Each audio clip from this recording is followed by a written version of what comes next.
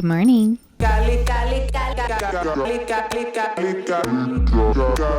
Today we're doing our spring reading wrap up. I know many would consider us well into summer, but seeing as the solstice was almost a week ago at this point, summer just started. And so after today, we are entering our summer reading mind space. Okay, we're going to go over what I read this spring, and I'm going to do it a little bit different than I did the winter one, because in that one, I really just kind of did a little bit too much. So we're going to do tier list. I'm doing a tier list for my spring reading wrap up, and then we're going to get a sneak peek into what I'm excited to read this summer. We're not going to do all of it. You guys don't need that much information. Let's get into it. So here I've made my tier list. Let's explain my tiers. S tier is I might buy that. I'm a huge library girly, so if I really, really like a book, if it's life altering, I will buy that. I'll buy it. I'll annotate it. It is a life-changing read. 5 stars, if you will. These books aren't necessarily the best books ever written. These aren't the books that are, God's gift to humanity, but they were God's gift to me. They're still well written, but these emotionally impacted me. The next tier down is A+ library find. These are books where, imagine you're going to the library and you peruse the shelves for like 2 hours. You pick out 5 books, and then one out of those books, you're like, this was a really good book. I'm not rushing to the bookstore, but it's really good. It's a really good book. This is usually your 4-star read. This is a book that I think is really well written, but maybe wasn't like emotionally for me, or wasn't like written for me personally in specific, but I can recognize like that is a good book. If someone asks me if I recommend you read it, I would say, yeah, it's a good book. It just didn't resonate with me, and that's okay. I can recognize a good book even if it doesn't resonate. The next tier down, we have romance novel. These are the books that are good. Not how I would classify a romance novel. Well, I've never read a romance novel that's like life-changing, or where I'm like, this is like a really well-written book. I usually read romance novels and I'm like, that was exactly what I needed in this moment in my life. It was easy to read, not very dark, something light. Kind of like how my light keeps changing because the sun keeps going behind the clouds while I film this. So it's good. It's like pretty middle of the road. Like, I liked this book, but there's a lot of things in these books that just didn't work. It wasn't impactful, but it wasn't like horrendous. Next, we have airport read. This is where you go to the airport and you're bored, and so you go to their bookshop and they have nothing except for some really cheap thrillers or cheap romance books. They're like the James Patterson of the world, if you will, and you pick it out because it sounds interesting, and then you read it and you're like, I only finished this book because I'm at an airport and I have nothing better to do. And then the final tier, obviously, DNF. This is the tier of books that is bad. Books that I either did DNF or should have DNF'd. Just like little disclaimer, anything in romance novel doesn't have to be a romance novel. I feel like I didn't make that clear. Anyway, without further ado, let's go into what I read. You can see the little pictures at the bottom of the screen. So, spoilers. I think the first one I want to put in here, we're going to do Deathless Divide by Justina Ireland. Deathless Divide is the sequel to Dread Nation, and it essentially follows our main girl, Jane McKean, and her friend, Catherine. In this book, we finally get Catherine's POV, which is really nice. It's a really fun distinction between the two POVs, and I really, really enjoyed this book. By the end, I was, that book is one of the best books I've ever read. It is YA, so the characters are quite young, but I don't think that takes away from the quality of the book. So that does go into I might buy that. You also can see back here, if you can see that far, I have it right here. I did buy that. Anyway, I just wanted to start on a high note because it's one of the best books I've ever read. I think I'm just going to go with Well of Ascension next, because this is a,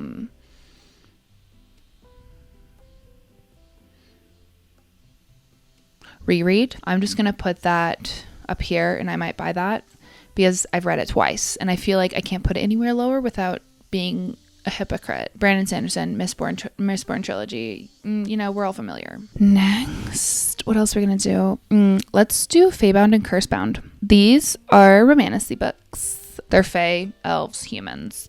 What's the relationship between the fae, the elves, and the humans? Crazy work. Anyway, these books are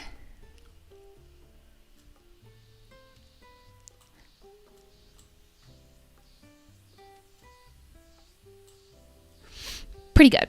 They're all right. They're like, if you're looking for something that's really well written with a lot of deep themes or like with a lot of interesting nuanced characters, you're not gonna like these books. If you want something fun and silly and a little bit romantic, you will enjoy these. My biggest thing with these books is they don't piss me off because as they're really cheap, like fun little romantic books.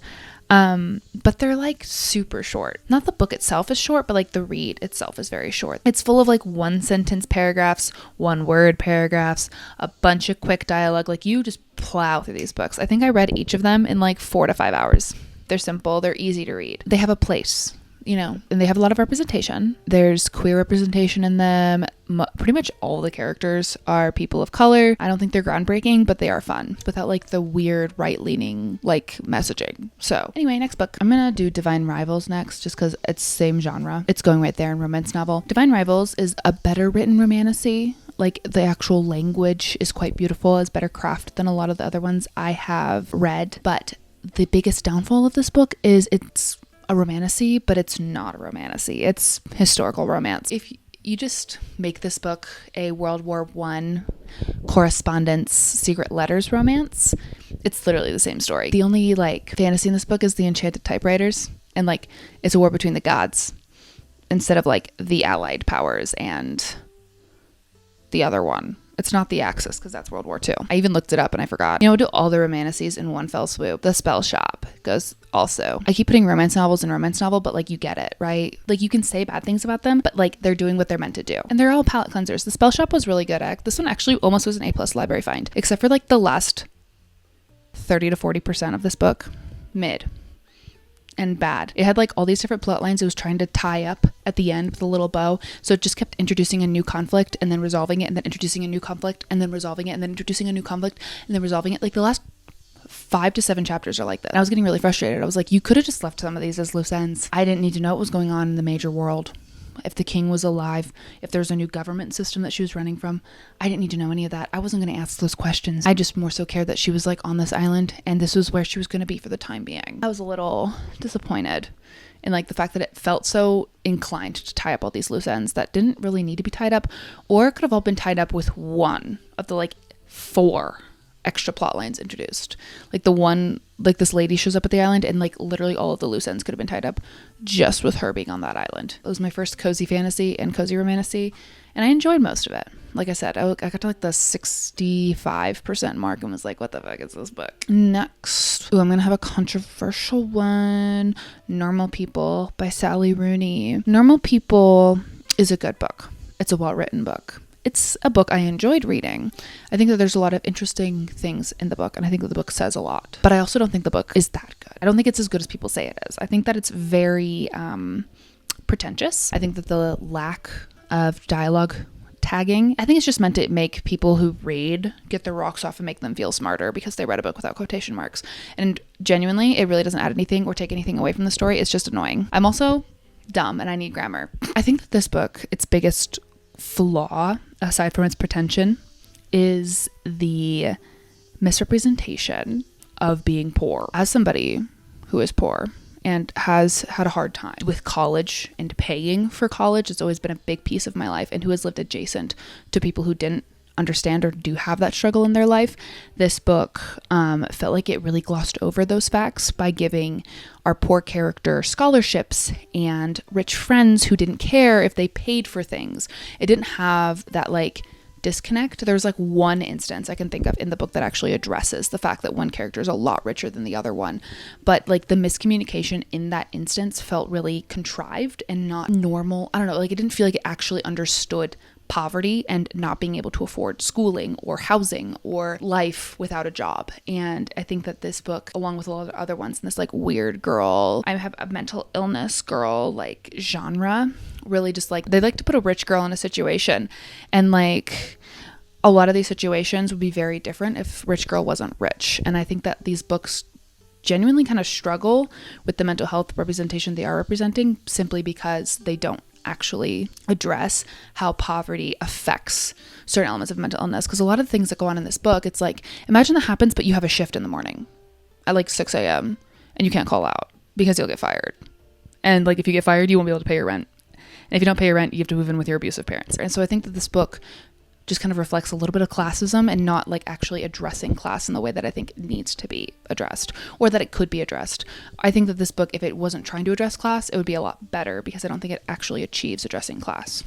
But it's also not American, and I think that the class structure in America is a little bit different than the class structure in Ireland, but I don't think it's that different. But yeah, I also have a copy back here.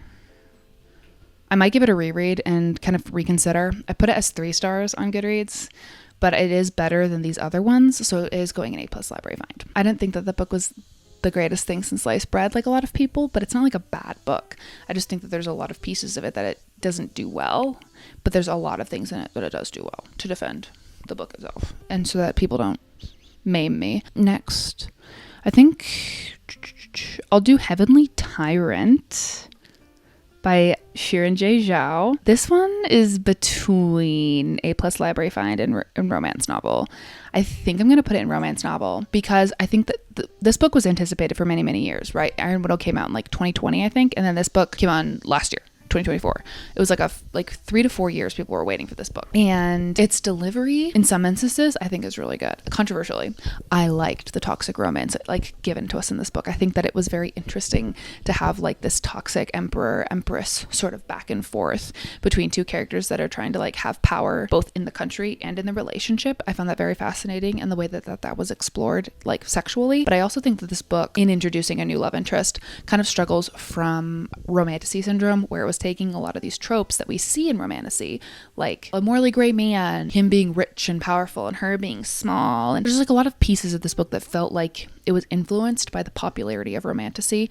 And so I think that took away a little bit from what the book is and what Iron Widow did back before romanticy had its huge surge. The biggest piece of this book that actually knocked it down from A+ library find to romance novel in my tier list, my personal tier list, is the fact that it has pages and pages and pages of long-winded rants about public and private property. While a lot of the opinions expressed in these speeches given by the emperor are ones I agree with, I didn't need to read them. I think that a lot of authors that I've been reading are afraid to use summary. You can summarize dialogue. You don't need to give us everything somebody said. And especially if it's like the same speech 8 times in the first 200 pages of your book. This is really frustrating to read through, and I did end up skimming a lot of it, unfortunately. But also some of it just doesn't make a lot of sense, because like the emperor is telling the public to incite a rebellion. You're the emperor, babe. You're in charge. It's like the author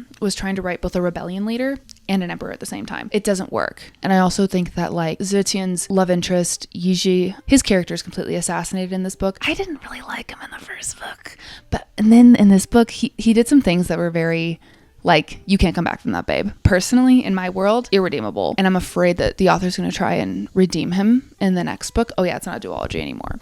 And I don't want to see him get redeemed. And so I'm like preemptively annoyed with like the death of the character at the end of Iron Widow. We get a lot of ghosts and haunting, and like maybe he's not dead, which is just like, I think that if an author's going to kill a character, kill him.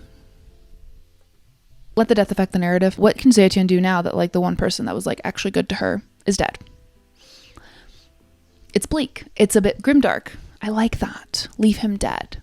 I know we want him alive. He's great, but like I want him dead for like the narrative. Anyway, this book was fine. It was good. I read it in like a day, so it was still a decent read. It just wasn't the same as the first book. Controversially, I don't think that like the romance is actually the bad part of this book. I think that including graphic sex in a YA novel is weird. It's weirdo behavior, but also the book's kind of, because it took so long for it to come out, I think it kind of transitions from YA to new adult and adult books, because a lot of the people who read the original Iron Widow are going to be older now, right? So I think that the book aging with its audience is fine. I think that that's something that should be more embraced, especially since books take so long to come out sometimes. Next, we're going to talk about The Ministry of Time by Kaylee Ann Bradley. This is apparently Obama's favorite read of 2022, and it was one of my least favorite reads of spring 2025. This book fucking sucks. So sorry to Obama, but like I should have DNF'd this book. It was frustrating because it didn't know if it wanted to be historical romance, a sci-fi thriller, or like this book doesn't know what genre it wants to be. It tries to blend genres, but just kind of like gives us a bunch of scenes, and they just kind of like switch the genre between scenes. And it's also one of my least favorite like structures, which is like a very small amount of very long chapters that are comprised of like mini short stories within each chapter. I just really didn't like the structure of this book. It didn't jive with me. On top of that, the main character, there's like interesting parts about her and like her reflecting on who she is and where she comes from and her relationship with her immigrant identity or first generation identity. And then like it kind of tries to pair this up with a character who's been sucked from the past and put in the present, but the romance doesn't like marry well with those themes. And then there's also sci-fi thriller elements because it's a sci-fi concept to pull a character from history and put them in the present. I don't know, it just felt like it felt similar to the Spellshop where it didn't know how to tie up all of the plot lines it introduced. So instead it just kind of like did them in like separate chunks instead of tying everything together in one big beautiful bow. The writing style of this book, not my thing. For sure not my thing, bro. The dialogue is incredibly choppy. The dialogue is horrible in this book. It doesn't sound like the way people actually speak. I equated reading this book to if you go to a gentrified neighborhood in your city and there's a massive apartment complex that's been erected. It has like modern minimalist style with pops of color to make it interesting to look at, so it's not all gray, like red, maybe yellow and blue, like its primary colors. Everything is a circle or a square. There's no real art anywhere. The lobby has way too much air conditioning. You're sitting in that lobby, and that's what reading this book feels like. Cold, stale, millennial, gentrified lobby of an apartment building. And that's how this book felt, and I hated it. I should have just DNF'd it. And so to move on to a book I did have the guts to DNF, Grave Empire by Richard Swan. This fucking book, boring. This fucking book commits the highest atrocity, the biggest sin of literature, and that is it's fucking boring. I was reading this book and going, if Sarah J Maas is like cheapo fantasy for the girls, this book is cheapo fantasy for the boys. It's just like very vague war talk. It doesn't read like you understand the military or you understand war, how it works. It just kind of reads like, what if I was a dude in a war? And there's like your token woman who is a secretary but a badass. And then you also have a rich guy who is perverse and does things that are illegal, but he can do them because he's rich. So like it has these very surface level like archetypes and doesn't go do anything with them. And then while not doing anything with them, nothing is happening. I read 50% of this book. Nothing happened. Not a damn thing. There was a battle. Some people you don't care about die. And then someone else gets shot in someone else's storyline because there's 3 different POVs and none of them are interesting. Like if I'm reading a multi-POV book, but like one POV is more interesting than the others, I'm just going to keep reading for the POV I enjoy. But like I stopped enjoying all of the POVs. I DNF'd it. So next we're going to move on to the 2 Emily Henry books I read. Funny Story and Book Lovers. I wish 3.5 was like a give it, because I feel like the jump from 3 to 4 is like a lot, right? But I think what I'm going to do is we're going to put Funny Story under romance novel, because like reading this book, I'm like the characters, I'd be friends with them. Not top tier romance content, but like the characters in it are charming enough and like I liked hanging out with them for the 11-hour audiobook. And then I would say Book Lovers would actually go in A+ library find. I'm gonna be so for real. The reason I like Book Lovers a lot, and so far my favorite Emily Henry book, where a career woman, a girl with places to be and a job to do, she gets romanced and she doesn't actually have to give up her love of her career. Like she doesn't have to like stop working and become a homemaker, right? To like find love. And I think that that's beautiful. I think that Book Lovers is like one of the only ones I've seen like it. Next I'm going to do Blue Sisters by Coco Mellors. I'm just going to put this one in romance novel as well. This book feels like it's doing something. It's really, really trying to do something. Unfortunately, it is not. It like tries to deal with like a relationship between sisters and addiction and loss. And it like has all these things on the surface, but there's like a weird age gap relationship in it that like didn't need to be there. But like they're all very cookie cutter stereotypes of like their age, like the oldest being the neurotic one who takes care of everybody and the youngest being self-centered and reckless, like the 2 middle children being underdeveloped. Yeah, this book, it's like trying to say more than it actually does, and that's fine. Reading it was fine. It could have said more, it could have done more, could have been more interesting, but it wasn't like something I'm gonna be like, oh my god, you got to read this book. The next one I'm going to do is going to be Daughter of the Moon Goddess by Su Lin Tan. This is a romantasy, but it's more fantasy than romance. I'm going to put this one A+ library find. This book I feel like would have been a 5-star if they never used the word orbs to describe eyes. This book is so close to being purple. I prefer more lyrical writing for sure. Like, I'm not someone who's sitting here like, it used an adjective, so I'm gonna say that it's bad. I don't mind the atmospheric nature of something that's a little bit lyrical, maybe a little bit too purple. But this book, oh my god, especially near the end, the ending in this book is languished. It just takes so long to get to the ending, because as soon as like all the things happen and we get the goal at the end, I listened to the audiobook of this, a 15-minute chapter that could have been a sentence. There was like 3 chapters, and near the very end of the book could have been a paragraph. It lamented on Xinyan's emotions, the look of her cinnamon wood bed. Like, it got to be too much, especially near the end. Like, at the beginning, I was like, this is the most beautiful book that's ever been written. Near the end, I was like, girl, shut the hell up. I think that Xingyan is a very unrelatable character in my regard. I think that she's definitely somebody that exists. She's just not someone that is me. Like, the way that she thinks is fully with her heart, and I like to pretend that bitch doesn't exist. She's not relatable, and a lot of her reactions to what she does is something I would never do. I sit there going, but like, what if you just pretend that you don't feel that? What if you just pretend that didn't hurt your feelings? I think that sometimes I just don't like reading about characters that languish in their feelings, because I've met that person a lot of times and they're really bad at recognizing the people who hide their feelings. And so I find them to be very frustrating people to deal with in real life. And so it leaves a sour taste in my mouth when I'm reading the book. But it's a very good book. I think it's very well written. It feels like you're reading a myth. It doesn't necessarily follow a typical like structure of novel. It's just like adventure after adventure after adventure, very much like the Odyssey, and I think that's very cool. But I do think it would have had a better quality as a mythic novel if it was written in third person. I, disclaimer, have a bias towards third person. I do prefer third person writing. I know, shoot me. Actually, please don't. Anyway, but like, I do prefer third person narratives. I tend to, because I'm not really a projector. I don't like projecting onto characters. I like to relate to them, but I don't like pretend that they're me. You know what I mean? And it's not me in the story, but it can be a character that I relate to and that like sees me. If it's well written first person, that's fine. I think that unreliable narrators are really good in first person. I think that sometimes first person can work in like, you know, obviously like a romance or something, but this book would have been a really, really good third person book. If we were pulled out of Xingyan's emotions a little bit and put more in like a third person limited of her experience of everything, I think that would have been more interesting, and it would have felt more like I was reading like an ancient myth that's tied into like demigods and whatever. Instead, it was just very much like Xingyan in her head about how much this hurts and how her heart is breaking yet again, and then she's almost gonna die, and then man number 1 or man number 2 is gonna save her, and every single time there's a battle, this woman is like, what if I just like brought myself to the brink of death and a man had to carry me out of the battlefield? And like, I get it, but like, also, girl, some self-preservation skills, please. Next, we have the last 4 books. Blood Over Brighthaven I read about a little bit ago, so we'll do that one first. Blood Over Brighthaven, I might buy that. I'm waiting for the paperback to come out because I believe in paperback supremacy. Blood Over Brighthaven is not the best book I've ever written, and I think that it doesn't explore its themes perfectly. This book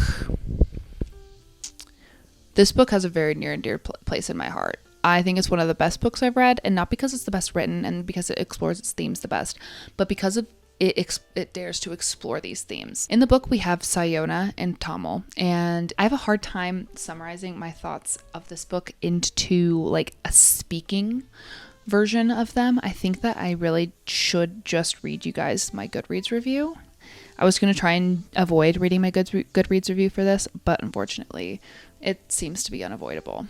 I hesitate to give this book 5 stars, but at the same time, I think it opens up a unique dialogue about privilege and how the institution of religion stunts society in myriad of ways. Sayona is a Tyrannish woman, meaning she's from Tehran and gets to experience the privileges that comes with. Her culture is front and center where she lives instead of pushed to the corners and demonized as something other.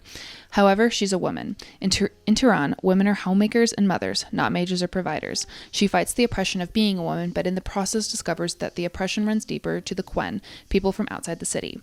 Her entire worldview and religion comes into question, and she's kind of a bitch about it. Yet the book shows us who wouldn't be. This is by no means a perfect book, and I disliked how so much thematic conversation happens in the dialogue, since that feels tacky. Like, in general, I don't really like when a lot of the like themes are discussed in conversation. But I think the book's dive into religion and its relationship with masculinity is such an important topic to talk about, especially in the current political climate. Women like Sayona can turn a blind eye to its problems or do the work of dismantling their worldview in order to contribute to a better future. Did Sayona make all the correct decisions? Absolutely not. Was she a good person? Debatable. Was she a white savior? Yes and no. What I found most intriguing was how integrated Tyrannical tyrannish oppression was built into the way society functioned. It's their electricity, their transportation. It's the foundation of their lifestyle. Finding out just how much damage flicking on a lamp can do is easier to just push out of your head, because what are you supposed to do? Revert back to candlelight? When Siona faces the reality of her magic and her god, she doesn't get to switch to the good guy's side, but instead has to face a system built on destruction, a system she doesn't know how to live without. Siona's decision in the end felt satisfying because of the effects, but at the same time felt too large and too one-note to truly give the reader catharsis in one woman's rebellion. I almost wish this had a worse, more devastating ending, but I can understand the desire to watch something so terrible crumble. The romantic element between Tommel and Siona was also kind of interesting. While they come from drastically different backgrounds and face a litany of obstacles, I think that behind all of that was something genuine about love and community in the midst of tyranny. They would continue to offend one another and fight, but by forging a bond and a connection to one another, they were able to recognize aspects of life outside of themselves. Siona may never have accessed the plight of the Quen without talking to them. It makes you root for a different society, a different time, a different god. The connection the characters share becomes problematic in Tehran, but what if Tehran didn't exist? What if it was equitable? What if it didn't leech resources? We see how an oppressive, tyrannical system hurts everyone, and I think that while a lot of people are able to recognize that on their own, this book is so important in making that conversation empathetic and approachable. I longed for so much more from this book. I wanted Siona to be less selfish and Tommel more bold, but they are both products of their environment, and it's hard to fault them for that. I wanted a never-ending series that solved it, but the only true solutions are to change the past or be violent now, and we have yet to invent time travel. Such an interesting dive into this topic, and I hope it sparks more conversations in the future instead of getting lost in a land of good but forgotten literature. And that is all I really can say on Blood Over Brighthaven. I think that the exploration of religion, masculinity, and like almost like a hierarchy of oppression, for lack of better terminology, is something that like deserves to be explored in like science fiction and fantasy as like a topic. And so I think that this book does a really good job of exploring those things, and I want to give it a reread and really dive into it even more and find those pieces. It like has this really entertaining factor to it. It's easier to read, but it has pretty deep entrenched themes that you can find riddled throughout it, and I think that like its allegorical nature towards actual society is something that's interesting to address and to recognize. It also has a cool aesthetic. Anyway, let's dive into Severance by Ling Ma. Ooh, it's either an A+ library find or I might buy that. I think I'm gonna put it in A+ library find. This book is like if COVID was the end of the world, but it was written before COVID even happened, so I thought that was interesting. Reading it post-COVID is also very fascinating because it's a lot of the reactions to Shen fever in this are very reminiscent of how people reacted to COVID, and like the main character, Candice Chen, going to work every single day despite there being like literally a world-ending pandemic going on. Relatable, because this bitch was at work during COVID. I wish it stayed more in its like apocalypse world instead of keeping going to the past where Candice's like regular life was going on, but I think that the point was that like the apocalypse where people are repetitive and competitive is very reminiscent of like corporate America. And I think that this book, in its relationship with work and how people don't become zombies that like feed on human flesh, they become zombies in their own routine, is something that's very fascinating. And I think that I like how this book kind of commentates on how like maybe the end of the world won't be environmental, which it probably will be. Let's be for real. It's like we are the products of our own destruction. We'll continue to zombify ourselves in our own routines because it's something that's comfortable. Candice's feeling of being other from like her society is what like keeps her alive. It's a very interesting sort of exploration of things like immigration and work. I think that it could have been not denser. I think it could have been like more like a thicker book. I think there could have been more to it. And like I said, I think it needed a little bit more in the present apocalypse and less in the past, or like more in the present apocalypse to balance out how much past we get. But at the same time, I think it's still like it's open-ended, it's interesting, and it kind of offers this sort of like conversation rather than trying to be like an epic apocalypse story a la Mad Max. Anyway, I'm gonna do Unearthed Briefly Gorgeous first, and it should go unsurprisingly into I Might Buy That. Oh my god. That book, if you want to talk about marrying themes of intimacy and family life and growing up and as like an other to society, this book literally marries all of its themes so beautifully. Like, I hate to say that books are perfectly written because I don't think it actually exists, but this book was perfectly written. I feel like there's not much else I can say about that. Like, it couples like the intimacy of first love with the intimacy of the main character, Little Dog, and his family and like their relationship with being immigrants, and like how the war in Vietnam really affected their lives, his mom and his grandma, and like how they have suffered as women in that war-torn sort of environment. Being women and immigrants has affected how they raised him. We rarely get any mentions of Little Dog's father, and we get a couple instances with his grandfather or like surrogate grandfather, but it really also focuses in on his first love with this kid named Trevor. Like I said, it marries like the intimacy of first love. It talks about drug abuse. It talks about poverty. Like this, like normal people doesn't understand poverty the way that On Earth or Briefly Gorgeous understands poverty. Like On Earth or Briefly Gorgeous really captures what poverty is like, what poverty does and how it affects your life in a way that normal people just feels like it used it very surface levelly. This book actually feels like you're experiencing it, if that makes sense. And the final book I'm going to talk about is one that I read most recently, and that's going to be The Spear Cuts Through Water by Simon Jimenez. Again, no surprise. I'm putting that, and I might buy that. I did buy that. I was 30% through the library book and went, yeah, no, I want to own this book. Because as soon as I started reading it, I knew I wanted to get the rereading experience. I was like, there's so many things I know I'm not picking up on in this read.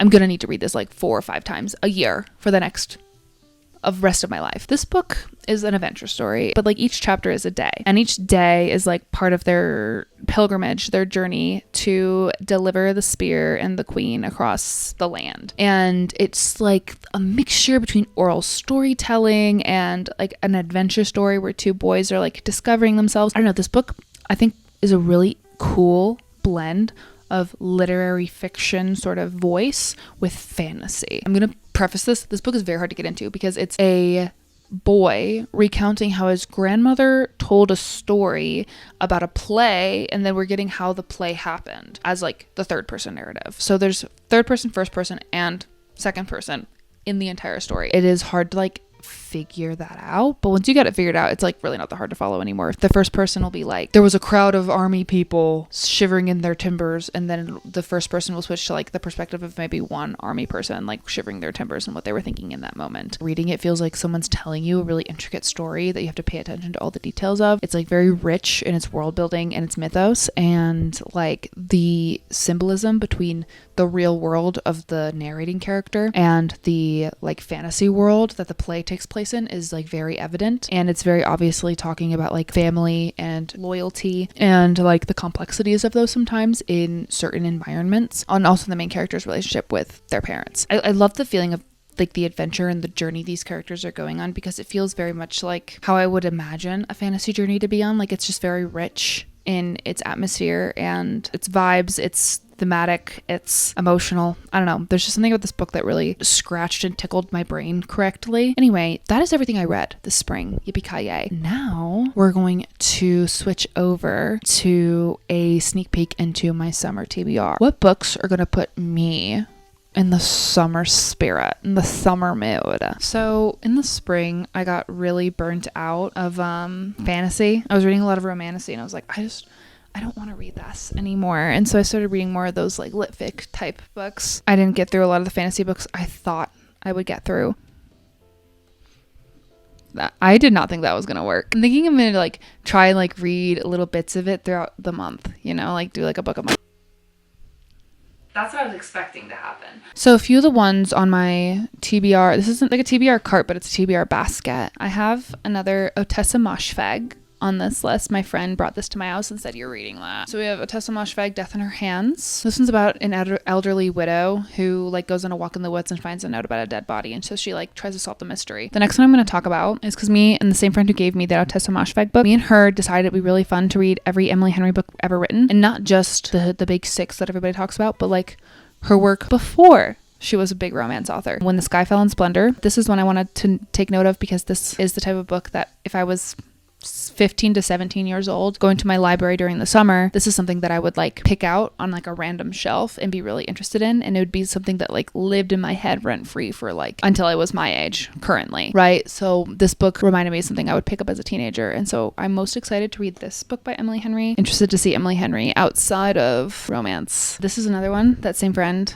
that She brought over the Tessamashveg and this book, If I Had Your Face, by Frances Cha. This book, she said, is like one of her favorite books of all time. So she really wants me to read it. So like, it's like about four friends in South Korea and like their different lives, how they're trying to survive in a glittering yet cutthroat world. I'm going to try and go into it pretty blind. I like going into books really blind. So this book was recommended to me. I'm reading it. I mean, I wasn't going to get into Frida McFadden because I was like, I feel like this is just going to be like mid-grade thriller. But my boyfriend's sister really, really enjoyed this book. So she was like, you have to read it at some point, because we were talking about Akotar, because she really didn't like, she cannot get into Court of Silver Flames, and I was like, yeah, I don't really like those books. And so she was like, you should read Frida McFadden. I really like The Housemaid. I told her I've been meaning to get to it, and if she doesn't borrow me the book, I will forget about it. So she borrowed me the book. And she liked that it was a very quick read, so I'm looking forward to it being a quick read. Some people love a cheap romance. I love a cheap thriller, so maybe this will be right up my alley. If it's a mystery thriller, it doesn't have to be very good to like pull me in. Like, I enjoyed The Da Vinci Code. Like, I'm not going to sit here and pretend like I am looking for the greatest mysteries of all time. I love an airport mystery. I'm going to read A Close and Common Orbit by Becky Chambers. This book is a sequel to The Long Way to a Small and Angry Planet. I read that one literally a year ago, more than a year ago. I read it in February of last year. I've been meaning to get to the sequel, but like I have a lot of other books that keep coming up, whereas this one's like more of a slow read and it's more atmospheric and less action. I tend to like put them off, even though I enjoy these a lot more than I enjoy the action assignment. It's like, junk food versus like a well-cooked meal. I love science fiction, so. A book I've been interested in reading for a while, I don't know if you can see, the sun is very bright on it. My exposure skills are mid. The Virgin Suicides. I've seen the Coppola movie. I didn't realize it was a book until I stole it from my sister. And yeah, I was like, you know what, I'll give that one a try just to like see how it translates. Because sometimes the book is like this is written by a man, so it might be really creepy. And if it's like really pervy, I'm just not going to finish it. Another one that's a movie that I never read the book of, I'm going to read down. I feel like I have to be part of it, part of the culture. It's one of those books you just have to read at least once in your life because it's so popular, and there's so many conversations that can be had about it because it's not just a popular book. It's like a popular book with like themes. It's like Lord of the Rings. You just read it at least once in your life. Dune. Oh, I'm still working on Babel. I mentioned in my last video that I was currently reading it. I still have not finished it. I've read like a chapter. It is boring. Who said that? Who said that Babel is boring? Who would say that? It's boring. I'm so sorry. It is. The main character, Robin, is like a non-person. He has like no external motivation. He has like no goals. He's just like existing in the novel, hoping to be called upon by his brother. That's boring. There's like no stakes for this man. He's just kind of like in school. I don't know. I don't believe the stakes. I think that Arv Kwang's biggest weakness as a writer is like her character work, because I didn't like Rin as a character. She felt very one note, and Robin he's like a cardboard cutout. I think that she struggles with only ever telling the story linearly. Like she will never tell the story non-linearly, and the characters are really like plain. So I'm still working on Babel. I keep renewing it at the library because it's like no one's waiting for it. So I'm like, let me just renew that one more time. Let me renew that another time. Ooh, one I'm looking forward to getting, I have about 4 weeks wait on, is My Documents by Kevin Wynn. Carrie Can Read on YouTube recommended that one. I have Grave Empire on hold again. I'm going to try and give it another shot. I had a concussion when I tried to read it, so maybe it was just boring because I had a concussion. Yeah, that's my TBR. That's my reading wrap up for the spring. Happy summer. Thanks for watching. If you made it this far, leave a little book emoji in the bottom in the comments. If you want to hear me yap more, I have a podcast. Go check it out. If you want to hear me talk about books more, subscribe to this YouTube channel. I might post another video. I write reviews for most of everything I read, so I will link my Goodreads down below. You also will get spoilers for my next reading wrap up if you're on my Goodreads, because you'll know what I'm reading and what I think of it. That's cool. I am mostly on Pinterest, so I will link that in case you're interested in seeing the silly little pins I pin. And I'm also cooking in this room because we don't have AC, so wish me luck in this very hot summer. My hair is suffering. My body is suffering. I'm just gonna read books, and maybe I'll just like die in the middle of reading it, and that will be how it goes. I'm hoping to post more videos, so please subscribe. Anyway, that's all. And that's all she wrote. That's all she read, actually. Thank you, and good night.